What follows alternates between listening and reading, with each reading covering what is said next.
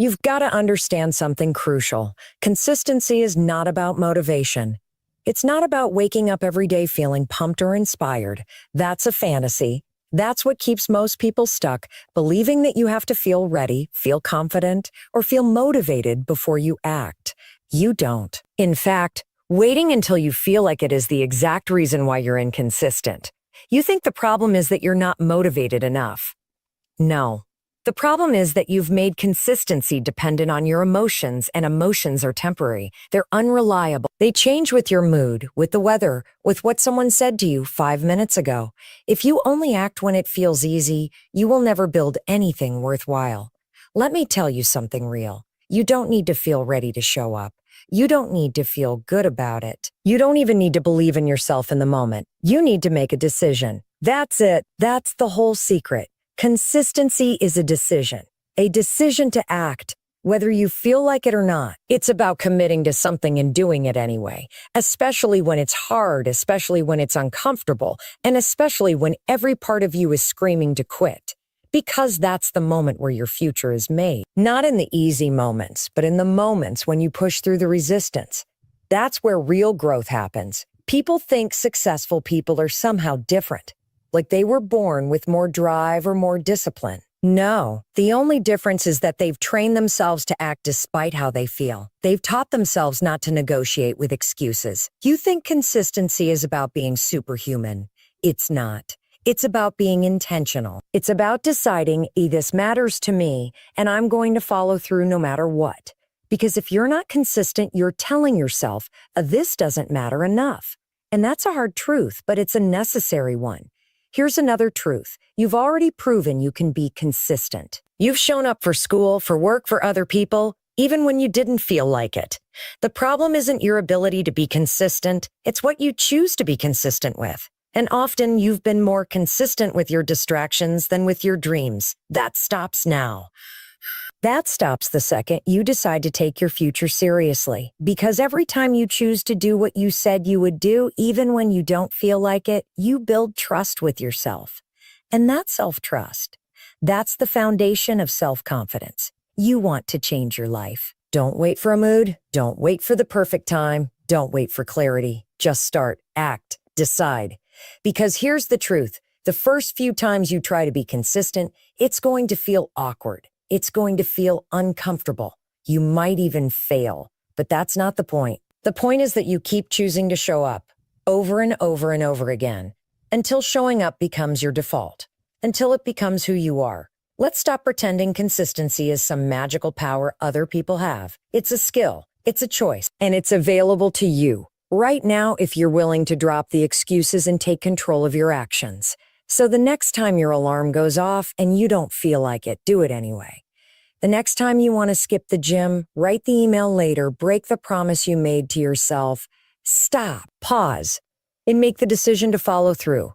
Not because you feel like it, but because you said you would, because that's what consistent people do. And you can become that person one decision at a time. Let's get one thing straight. The idea that you need to feel like it in order to take action is one of the biggest lies holding you back. It's a myth, a trap, and most people don't even realize they've fallen into it. You wake up in the morning and you check in with yourself. Do I feel like working out? Do I feel like making that call? Do I feel like doing the hard thing? And if the answer is no, you delay. You scroll. You talk yourself out of it. You say you'll do it later when you're in a better mood. But let me ask you this. How often does a later actually happen? How often do you magically feel more motivated later in the day? Exactly. Almost never. That's because motivation isn't something you wait for. It's something you create. And you don't create it by sitting around thinking about what you should do.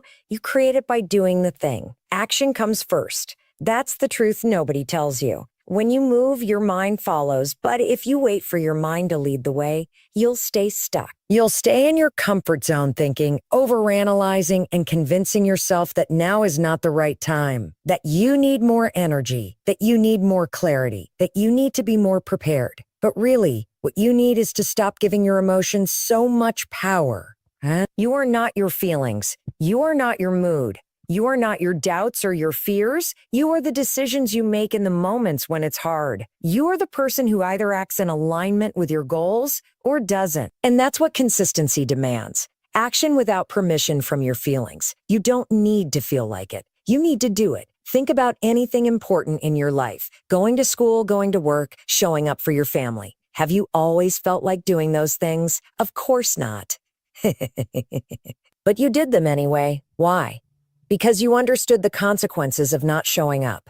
Because there were external pressures, deadlines, responsibilities, expectations. But when it comes to your personal goals, there's no boss watching, no teacher grading you. It's just you. And that's where most people slip up. Because when the only person holding you accountable is yourself, and your standard is I'll do it when I feel like it, you'll always fall short.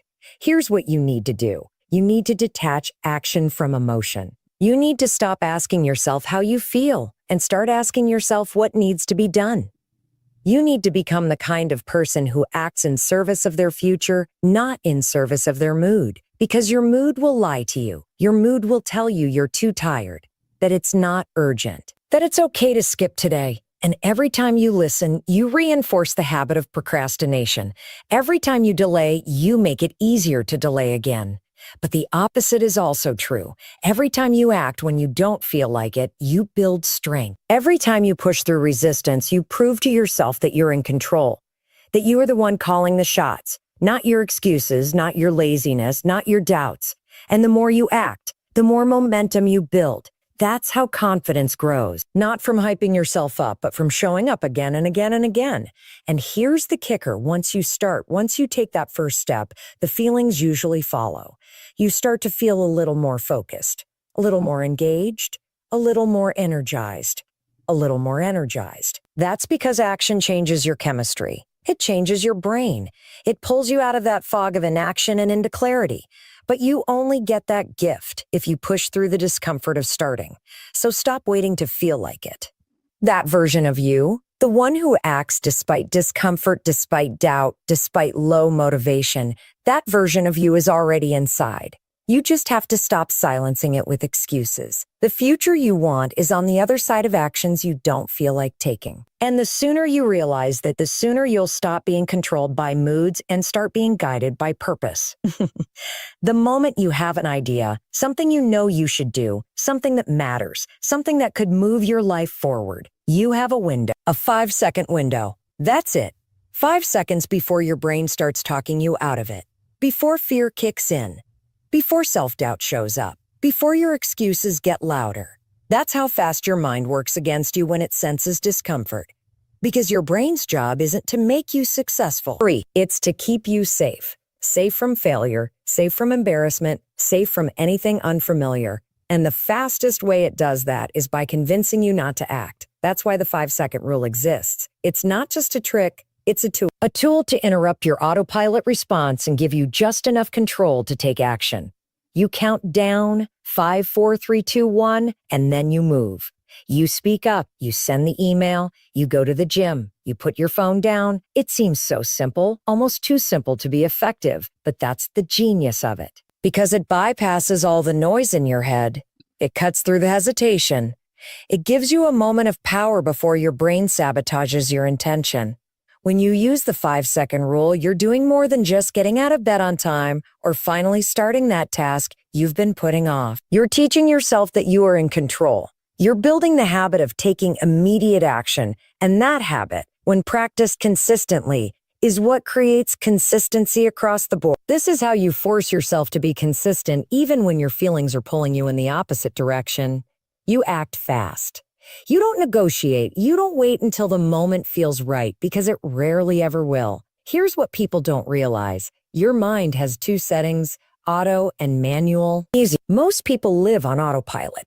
They do what's easy, what's familiar, what feels good in the moment.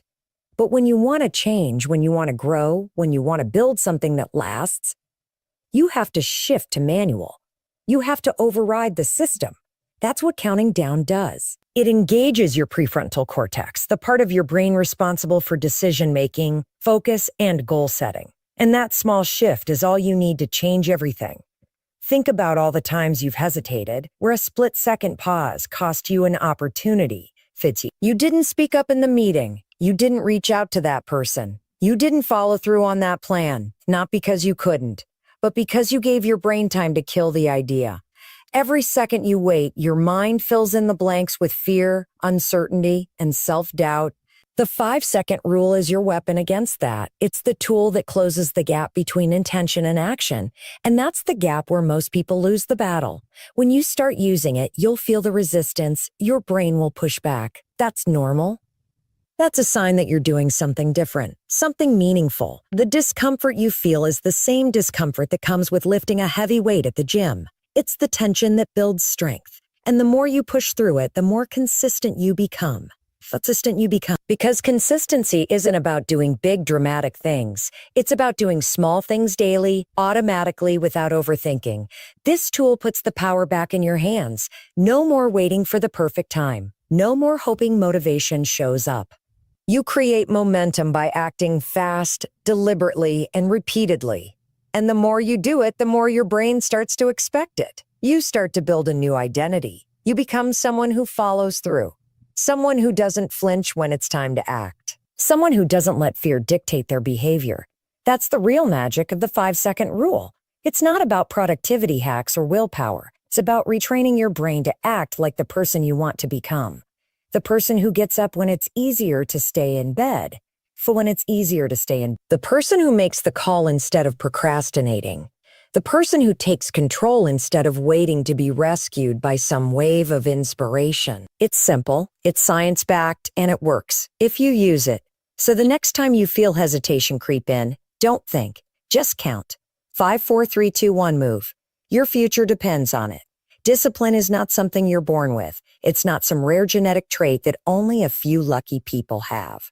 Discipline is a skill, just like learning to ride a bike or play the piano. It's something you build with repetition and effort. People look at successful, consistent individuals and assume they have superhuman willpower. That's not true. What they have is a system, a commitment to doing the hard thing over and over until it becomes second nature. That's what discipline really is. It's the decision to act in alignment with your goals, even when you don't feel like it, especially when you don't feel like it. We tend to romanticize motivation, but motivation is inconsistent. It comes and goes. If you build your habits on motivation, your progress will be random and unreliable. But when you build discipline, you create a foundation, a structure. Something you can rely on even when everything else is a mess. Because let's face it, life will get messy. You'll get tired. You'll get frustrated. You'll have bad days. That's inevitable. But if you've developed discipline, you'll still show up. You'll still move forward. Not perfectly, not always with enthusiasm, but with commitment. And the best part? Discipline compounds. Every time you do the thing you said you'd do, you're not just making progress, you're making yourself stronger. You're teaching your brain, hey, I can trust myself. That self-trust is powerful. It changes how you carry yourself. It changes how you speak to yourself. You go from hoping you'll stay consistent to knowing you will. That's when things start to shift. Building discipline doesn't require huge leaps. It starts small, really small. Maybe it's waking up at the same time every day. Maybe it's sticking to a 10-minute workout. Maybe it's committing to 15 minutes of focused work before checking your phone. Those moments might feel insignificant, but they're not. They're everything, because every time you follow through, you reinforce the identity of someone who is disciplined, someone who does the work. Someone who doesn't make excuses. Here's what you need to know. Your brain is always watching. It pays attention to what you do. And the more you give in to excuses, the more it learns that those excuses run the show. But every time you act with discipline, even in a small way, your brain learns, oh, we're doing this now. This is who we are. That shift in identity is what turns short-term actions into long-term habits. Of course, it's going to be uncomfortable. That's the point. Discipline is born in discomfort. It's easy to stick to your plan when you feel great, but that's not when you grow. You grow when you get up and do it anyway. When you choose the long-term reward over the short-term relief, that choice, that tension is where discipline lives. And the more often you make that choice, the more automatic it becomes. Most people are waiting for their lives to get easier, for the resistance to disappear, for the path to smooth itself out. But here's the truth. It doesn't get easier. You get stronger. You become someone who can handle the hard days, someone who doesn't quit when things get tough, someone who keeps moving forward, even when progress is slow and invisible. That's what discipline gives you, the ability to keep going when others stop. And let's talk about pride. The pride you feel when you do the hard thing is unmatched. It's not loud or flashy. It's quiet. It's internal, but it changes you. It builds confidence, not the kind of confidence that comes from compliments or achievements, but the deep kind, the kind that comes from knowing you showed up when it counted. So stop waiting to feel ready. Stop waiting to feel disciplined. You build discipline by doing, by acting before you're ready. By proving to yourself moment by moment that you are capable of doing hard things. That's how you change. That's how you grow. That's how you become consistent, not by wishing for more motivation, but by building the skill of discipline, one choice at a time. Your brain is not designed to make you successful. It's designed to keep you safe. And that single truth explains why being consistent feels so hard. Every time you try to make a change, every time you attempt to create a new habit, every time you say, "This time I'm serious," your brain starts working against you. Not because it hates you, but because it's doing its job. Its job is survival. And change, even positive change, feels like a threat. That's why you feel resistance. That's why your mind gives you all those excuses, distractions, and rationalizations. It's your brain's way of keeping you in the known, in the familiar, in the predictable. Your brain is a prediction machine. It loves patterns. It loves routine. And even if your current routine is making you miserable or keeping you stuck, at least it's familiar. That familiarity equals safety to your brain. So when you try to break that pattern, when you try to be more consistent with your workouts, your writing, your business, or anything else, your brain throws up resistance like a wall. That voice in your head starts whispering, "You're too tired. You can do it later. It's okay to skip just this once." And if you're not aware of what's happening, you'll believe it. You'll think those thoughts are true, but they're not. They're just your brain trying to protect you from change. Understanding this is a game changer. It gives you power, because once you realize that the resistance you feel isn't a sign to stop, it's a signal to keep going. You stop being controlled by it. You stop giving in so easily. You learn to expect the resistance. You learn to see it for what it is, a natural part of the process. It's not a sign that something is wrong. It's a sign that you're doing something right. You're stepping into unfamiliar territory. You're expanding, and your brain is simply trying to pull you back into what it knows. The key is learning how to override that system, how to act anyway. Because the only way to rewire your brain is through action. You can't think your way into a new habit. You can't visualize your way into consistency. You have to do it over and over until the new behavior becomes the new familiar, or until the resistance quiets down. And that takes time. That takes effort. But most of all, it takes awareness. You've got to catch yourself in the moment. When you start negotiating with yourself, when you start making excuses, you have to pause and say, "This is the resistance. I knew it would come in. I'm not going to let it win." And here's the thing. It gets easier, but only after it gets harder. In the beginning, pushing through that resistance feels like climbing a mountain. But every time you do it, you carve a new path in your brain. That's neuroplasticity. That's science. Science. Your brain is capable of change, but only through consistent effort. Every time you act despite resistance, you weaken the old pattern and strengthen the new one. Eventually, the thing that once felt hard starts to feel automatic, not because the task changed, but because you did. This is why forcing yourself to be consistent is not just about willpower. It's about understanding your biology. Your brain doesn't care about your goals. It cares about comfort. It wants you to stay in bed, stay quiet, stay small. Wow. That's why it resists your morning alarm, your workout, your side hustle, your dreams. But you're not here to stay safe. You're here to grow. And growth requires discomfort.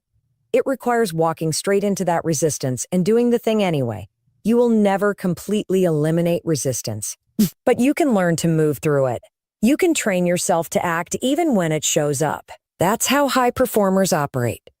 Not because they don't feel the resistance, but because they don't listen to it. They recognize it. They expect it.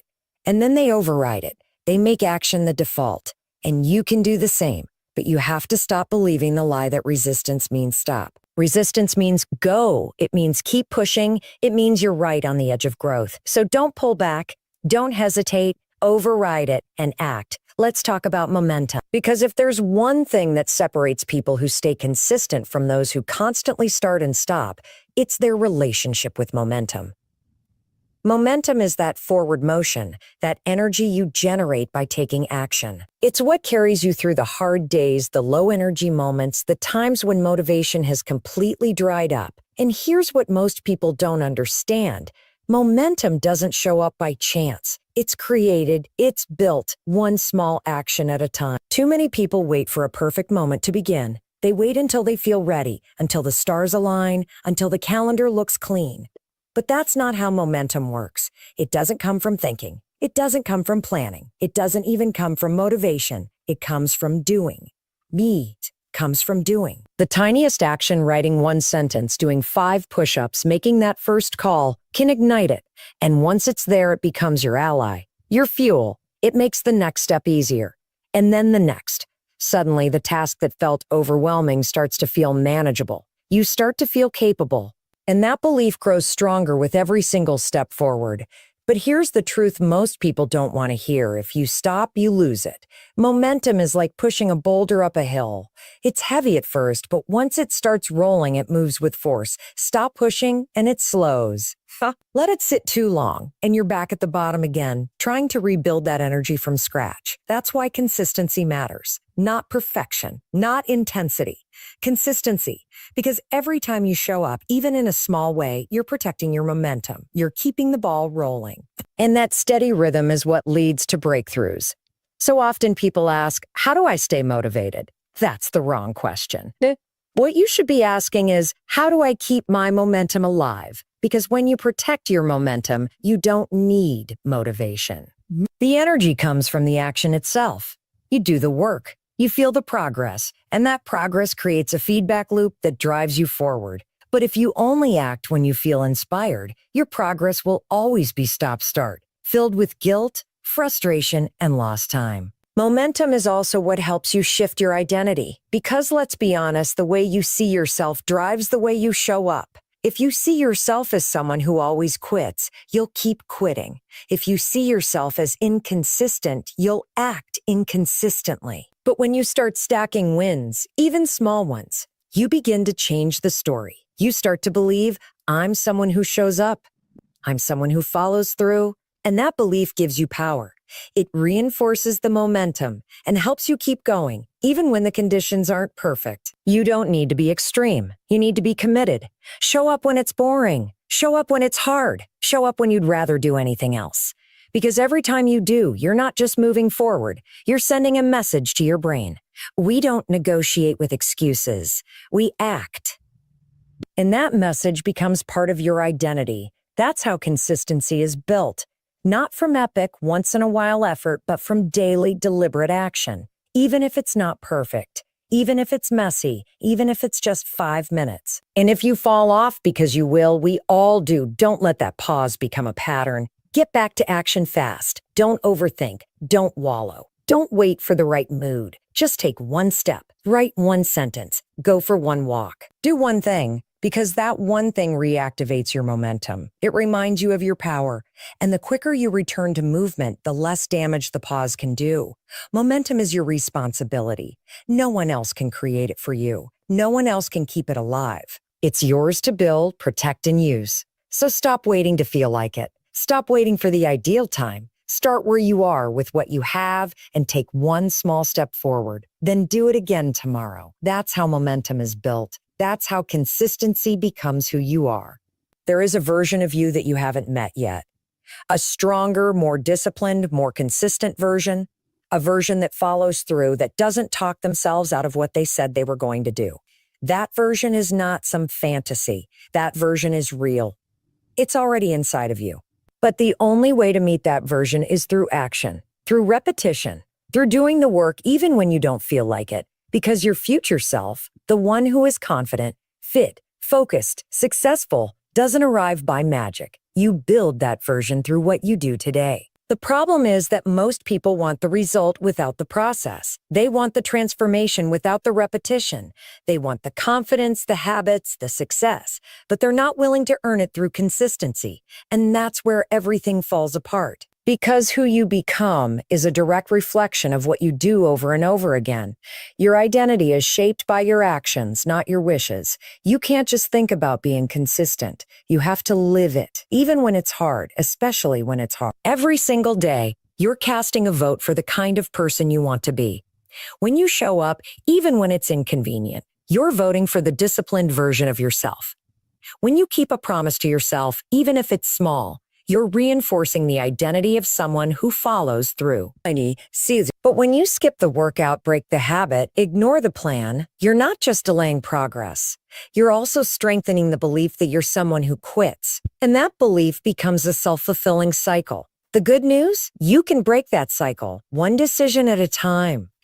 You can start acting like your future self now. You don't need to wait until everything's perfect. In fact, it never will be. The future version of you isn't created someday. It's created in the middle of the chaos, in the middle of the stress, in the middle of all the reasons why you could quit, but you don't. That's when the shift happens, when you decide that the old version of you, the one who starts strong but fades fast, is not who you are anymore. And that transformation isn't loud. It's not some massive dramatic moment. It's subtle. It happens quietly in the choices no one sees. It's choosing to keep writing when you're tired. It's choosing to speak kindly to yourself when your mind is full of doubt. It's choosing to show up again and again, even when progress is slow. That's how you change. Not by waiting for the big breakthrough, but by mastering the small behaviors that your future self depends on. You have to ask yourself, what does the future version of me do every day? What decisions do they make? How do they handle setbacks? Because the truth is, that version of you doesn't avoid hard things. They've just practiced doing them so many times, it's become normal. They've trained their mind to follow through regardless of how they feel. That's what makes them consistent. And you can practice the same thing, starting now. You don't need to do everything perfectly. You just need to start behaving like the person you want to become. Even in small ways. Future you doesn't scroll endlessly on social media. Future you gets up when the alarm rings. Future you keeps their word, even when no one's watching. Every time you act in alignment with that version of yourself, you bring them closer to reality. You're not pretending, you're practicing. You're rehearsing the traits that you want to hardwire into your identity. This is the mindset shift that changes everything. Stop asking, what do I feel like doing today? And start asking, what would the future me do? That question creates clarity. It cuts through the noise because the future you is consistent. The future you doesn't negotiate with procrastination. And when you act from that place, when you force yourself to live like that person, even in small moments, you begin to transform. And here's the powerful part. The more you act like your future self, the more your brain starts to believe that's who you really are. That belief drives new actions, and those actions lead to new results. And that's how you become consistent. Not by waiting, not by wishing, but by stepping into the identity of your future self right now, in this moment, with the choices you make today.